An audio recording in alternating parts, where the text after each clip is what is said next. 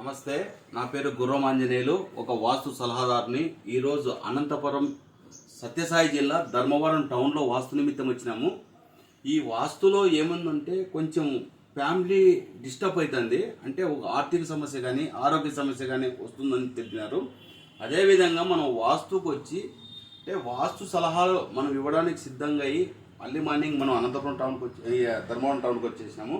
ఈ టౌన్లో ఎక్కడే కానీ వాస్తు శాస్త్ర ప్రకారం అయితే ఎక్కడే కానీ డిస్టర్బ్ లేదు. ఇది మెయిన్ కండిషన్ ఏమంటే రెండో ఫ్లోర్ అంటే థర్డ్ ఫ్లోర్, రెండు కానీ థర్డ్ ఫ్లోర్ కానీ డిస్టర్బ్లు ఉన్నాయి. ఈ ఫ్లోర్లో సాధారణంగా తూర్పు మధ్య భాగం డోర్ ఇవ్వచ్చు, పడమర మధ్య భాగం డోర్ ఇవ్వచ్చు, ఉత్తర మధ్య భాగం డోర్ ఇవ్వచ్చు, దక్షిణ మధ్య భాగం డోర్ ఇవ్వచ్చు. అంటే 1 ఇంచు 2 ఇంచులు డౌన్ చేసి తీసుకోవచ్చు.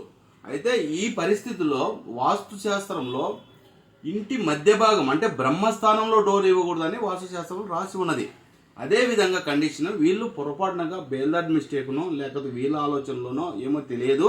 అయితే కండిషన్ ఏమంటే ఇక్కడ 26 అడుగులు అంటే 26 అడుగులు ఉంది పొడవు. అంటే ఈ 26 అడుగులో సెంటర్ భాగం తీసుకుంటే కరెక్ట్గా 13 అడుగులకి డోర్ ఇచ్చేసినాడు. ఈ 13 అడుగులకి ఈ 13 అడుగులో డోర్ ఉండకూడదండి, ఆఫ్ ఉండకూడదు.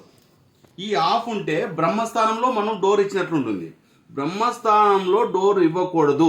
అందుకు మనం ఇవ్వచ్చు. ఇలా ఇస్తే ఫ్యామిలీ ధన నష్టం జరుగుతుందండి, ఆరోగ్య సమస్య వస్తుంది, కొంచెం కుటుంబంలో ఎప్పుడు ఏదో ఒకటి నలత వస్తుంది. అదేవిధంగా వీటికి మనం సలహా ఇచ్చినాము. మనం ఏదైతే సలహా ఇస్తున్నామో ఆ కండిషన్స్ అన్ని వీళ్ళ ఫ్యామిలీలో ఉన్నాయమ్మా, ఏమన్నా ఉన్నాయమ్మా?